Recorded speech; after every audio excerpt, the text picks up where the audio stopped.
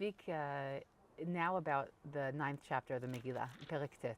Okay, I just want to give a little bit of background, which is that the 9th chapter of the Megillah has been the sort of like the black sheep in the history of commentaries.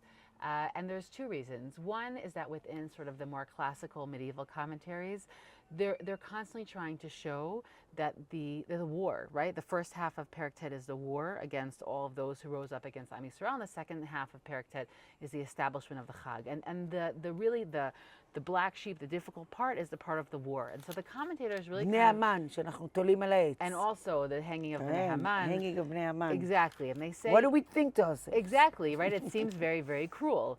And so, and I would say that there's, in the medieval commentators, they're constantly trying to show how this was very specific. We only killed who we needed to.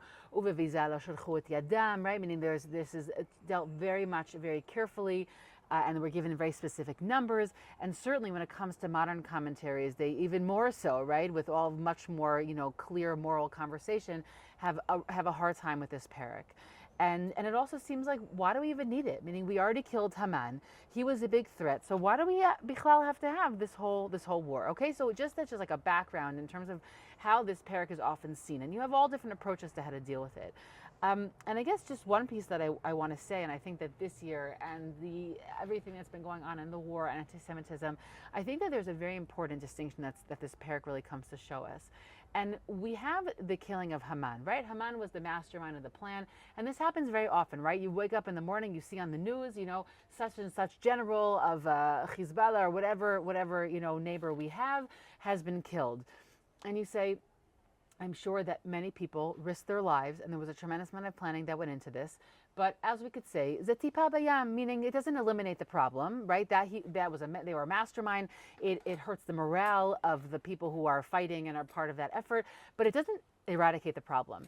And so you need Perek Tet, right? You need Perek Tet to then actually, we see that it wasn't just Haman. Haman was the one who was able to sort of gather up all of these Judean sentiments, what we might call Jew hating, right? There were, if you do the math, right, which some of the medieval commentators do, you come to a little bit less than 600 people in each of the provinces that were killed, if that's how you understand the number. And so it's not just Haman was a crazy man, meaning Haman was a crazy, was a crazy man working off of sentiments that were present all over the kingdom. And I think that on the question about hanging the sons of Haman, I think it's also, there's an element here that we have to let them know what our strength is. And I think that I think I had first read it in Yoram Chazoni's The Dawn, or Hashachar in the Hebrew translation, where he speaks about this parak, and he says, for many, many years, we weren't people who had military power. And so for all of the years in diaspora and in exile, we weren't familiar with this. And anything that he said, we do have this idea that the morality of having to fight a war does leave a certain stain, right? David Amalek is not able to build the Beit Mikdash because he was too engaged in that. There are two elements that don't necessarily always go together. But on the other hand, this is something that had to be done. And if you don't do it, then it leaves those thinking, okay, they're weak and they can just fight against us. And I think that this echoes so differently this year, I think, than other years as well.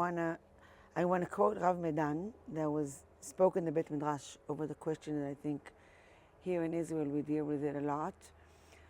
Now, how can we celebrate? What do we do with Purim this year? How can we celebrate Purim when there's so much tsar and ke'ev, and soldiers were killed and kidnapped? There's still 134 people are kidnapped in Gaza. And how can we just continue on in Purim as if nothing happened? Should we? Shouldn't I? And some people say, this is how can we celebrate Purim? And some people say, what do you mean? This is the strength of Purim. We have to celebrate Purim if we're not going to celebrate Purim. And Rav Medan, we invited him to discuss exactly this question. And he spoke beautifully in the Beit Midrash for the girls of the Beit Midrash. One of the things that he said very, very clearly, that he thinks we have to take what happened in the Megillah and try to impact it on בימים האלה, בזמן הזה. And he spoke about that he thinks that our fight today in Israel is against world terror.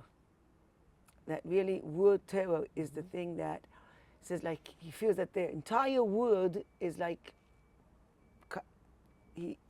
משלים, איך זה משלים? Yeah, it's sort of just become complacent or Yeah, with the terror. You know, the world is run by terror. What can we do?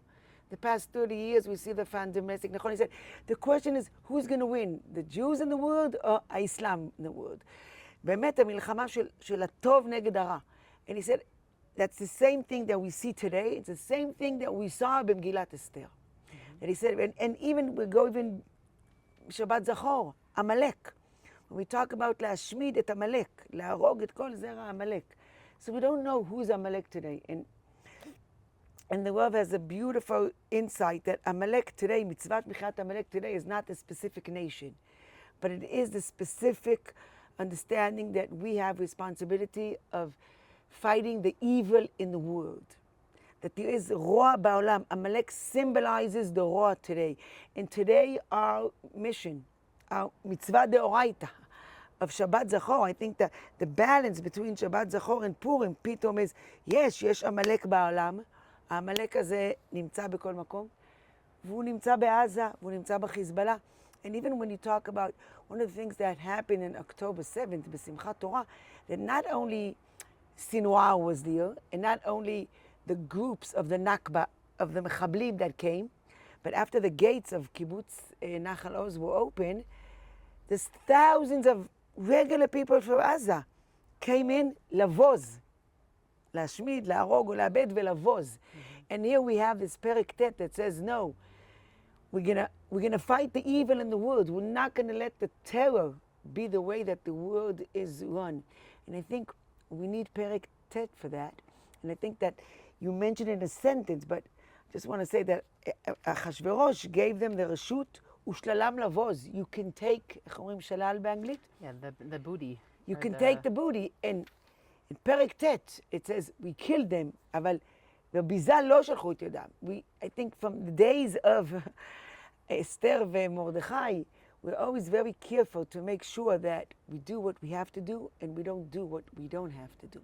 And I think this Perek symbolizes that terror in the world started from Amalek, continued, antisemiyut וטרור started in Amalek, continued בהמן, and continued עד ימינו אנו. Of course, the Megillah suggests that in so many places, right? All the connections to Haman. There's already where we speak about the fact that the Isha Re'ah Tova Mimena, that when we refer to Esther is in the same words that we use to refer to how Shaul's fight with Amalek, right? That sits at the background. Chazal read it, and it's right there in the Psukim.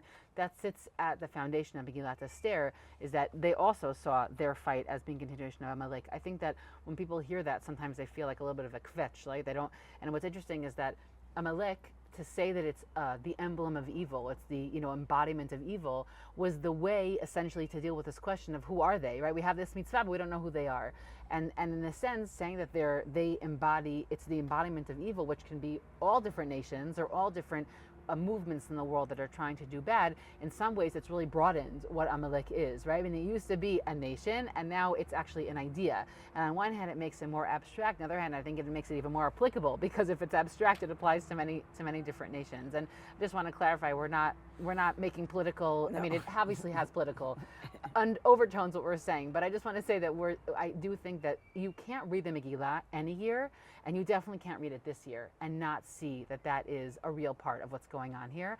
Because if it was just about a crazy man, then the Megillah would end in Perek Zayin, and it doesn't end in Perek Zayin. And so we needed the campaign, the whole campaign that it was, and to do what we needed to do. Right here we have we have a melech who lets us do what we need to do instead of getting involved, and he then, we continue forward and create a chag. Now I'll just say, this is because I think that it's critical, is that Chag Purim is not made on the days of the war. It is made on the days they rested. Nachon, they don't. We are not celebrate. That's not what we celebrate. That is never what we're looking to celebrate. We are looking to celebrate that we were able to overcome something, and the celebration is communal. all the mitzvot of Purim are there to embolden, to deepen our communal connections to each other. It's not to strengthen our military campaign. That is never the goal. It is a necessary means to an end. And the end is to live as Yehudim, to have communities, to create life, and to be able to move forward and celebrate those milestones. And I think that that's such an important piece about what this war is, meaning it doesn't become the basis of the Chag. Right, it becomes the jumping point, but the Chag is not on that day of that war. And I think that that piece is also just shows what the paradigm, and it really reflects the internal space that we're occupying. Is this war, as you said, it's fought because it's necessary, and we see that it's necessary because of the people that they had to eliminate in each of those kingdoms. But that's not what we're celebrating with Chag Purim. I think that was beautiful, ממש. משלוח מנות, מתנות לאביונים, seeing other people. Maybe I'll add one more thing.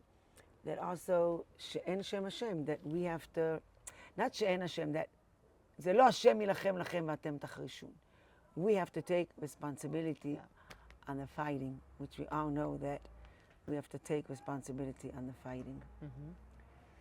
שיהיה פורים שמח, ישועות לעם ישראל, חיילים, fighting, the fighting should, השם יתגלה ויהיה בשורות טובות וישועות. פורים שמח.